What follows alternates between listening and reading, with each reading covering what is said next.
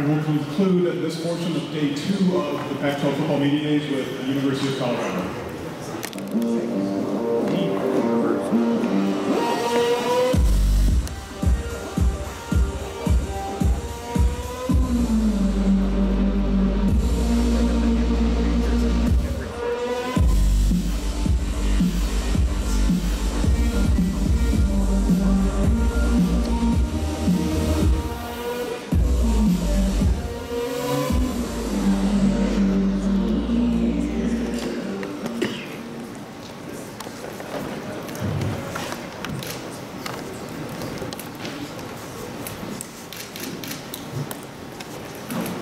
We're excited about being here today, and brought Cheeto Beowuzi and Sepho Lufau.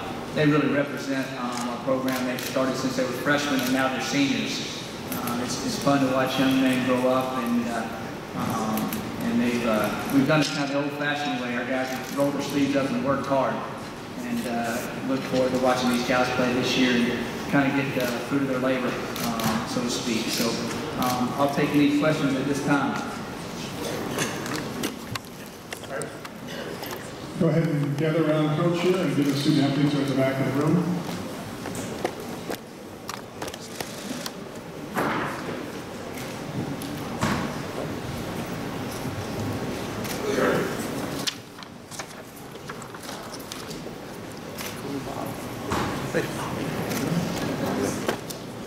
Coach, your new facilities look spectacular. How has that impacted your day-to-day operation?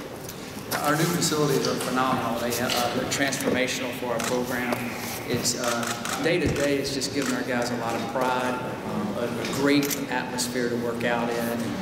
You know, they're there all day long. We have the players' lounge and the recovery pools that we have. It's made a big difference. And then in recruiting, it's made a really big difference in this year in recruiting for us. People, when they come see it, they can't believe it. It shows the commitment that the University of Colorado has to being successful in football. Coach, condolences on your father, by the way. He's a good man. Yeah, I met him once. He was a really nice man. I should probably ask Sepho this, but Sepho is injury. Yeah. How is he recovering? He's been cleared. Yeah. He was cleared a couple weeks ago, and he's working hard, and he's in excellent shape. He's really taking this and running with it. He's taking the high road, so to speak, and we'll be cautious with him in camp, but he's doing good. He's in better shape than he's ever been. He's really working hard, and I'm excited about watching him have a good senior year. Is he ready for CSU, you think? Oh yeah, he'll be ready. He'll be ready the first day of practice starts. You guys are the only quarterback that's here. Yeah. A lot of turnover in quarterback in this conference. Are you excited about the conference because of that? Because there's so much unknown at that position.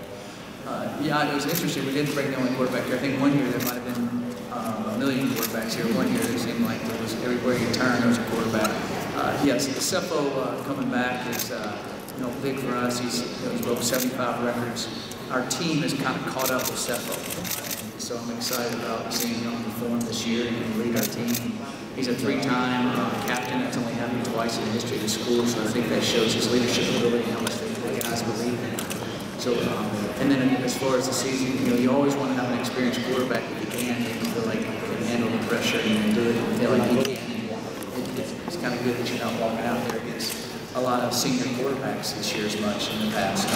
Cheeto's getting a lot of attention now. He's on some watch lists. What have you seen over the years that everybody's just now starting to see?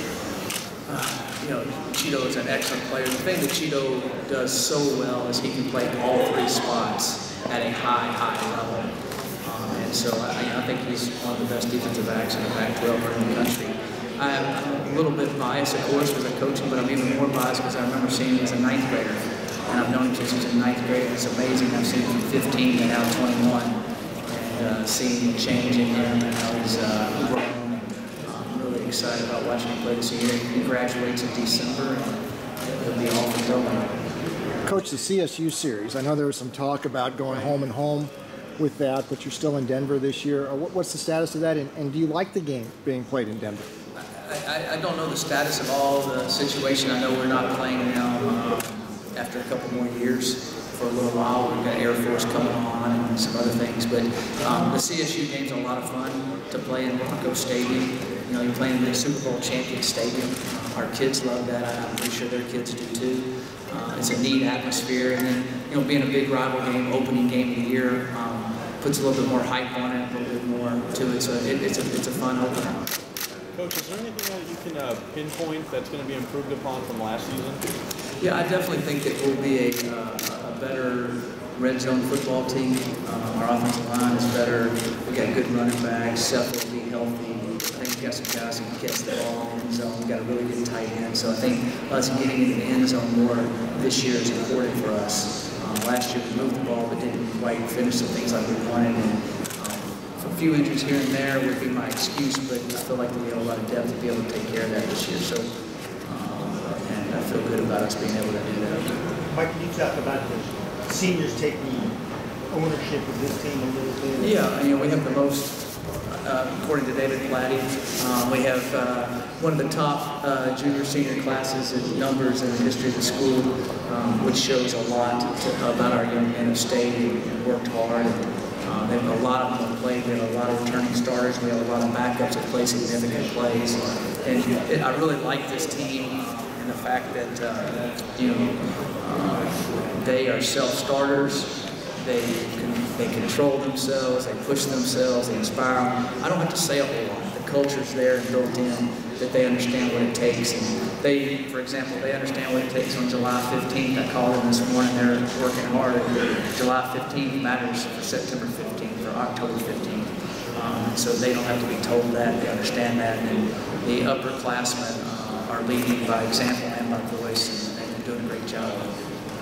Mike, in Arizona, they're going to vote soon on recreational marijuana use. And having gone through that, and even though campus laws haven't changed, the NCAA laws haven't changed, have you had to address that in the locker room just to make sure there's no confusion with your players over that? No, not really. No. You know, it's you know, it's definitely something that's against the law on our campus. You know, NCAA drug test, we drug test, so it's no different than it would be anywhere else. So, you know, it's I guess it's an issue that you have to deal with daily. As you were asking about, it becomes legal. It's an interesting deal, especially when it first becomes legal. Sure. You mentioned 2017 recruiting. I mean, you guys are off to a pretty good start. How much of it is the facilities, and how much of it is other factors? Yeah, I think it's just the recruiting has just kind of kept building, and with the stability of us being there, they see that our program's improving. And then also, I set in a new kind of recruiting policy, whole recruiting office about 18 months ago. I wanted to do it when we first got there, we really didn't have the budget, and now we've got it all set up. And I think you're seeing the fruition of you know, our whole recruiting staff, along with our coaches that recruit, that we have a built-in system that is very effective, and it's enabling us to make quicker inroads, quicker evaluations, and be able to do a good job.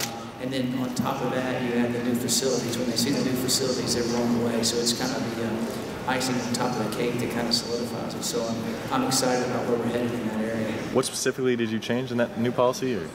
Well, it's I have a whole recruiting staff. Okay. Whole wing of recruiting, which we didn't have. I had one guy before that was our recruiting coordinator. Now I've added 5 other people to it. I finally got that put in place about 18 months ago, and you're seeing the fruition of that. Following up on him, recruiting-wise, when Coach McCartney really got the program going, he really pulled kids out of California. He got some real nuggets out of there.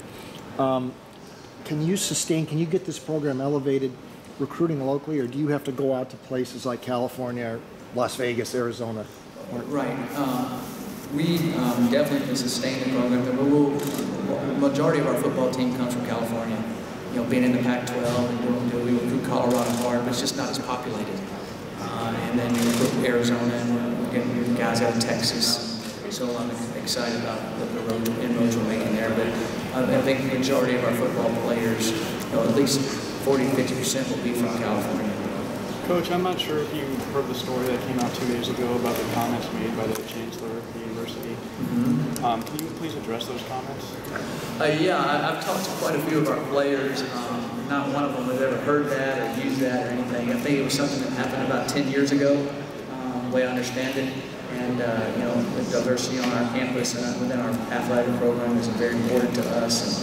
And Rick George has done a phenomenal job of us analyzing and looking into everything with our diversity in our program. And I'm talking to a lot of the players that I've talked to since I came out. They were just dying laughing about it, saying they've never even heard anything about it whatsoever. And they feel very, very comfortable and love the campus and love what we're doing there at CU. So I kind of take it as a lump in the road, so to speak. Coach, how excited are you for the challenge coming up? 2 road games, back-to-back, Michigan and Oregon. Well, I'm looking forward to August 4th when we start practice. I really am. I'm taking it from there. And our CSU game is a big game for us. And then, we play in great facilities and great stadiums as we go everywhere. So a lot of people ask me about the Michigan game. I said, well, playing in Utah, and playing in Oregon, and playing in Southern Cal, and I can name all the other places. They're just as exciting as playing in Michigan. So our kids are used to playing in front of big crowds and big fans, and that'll be fun too.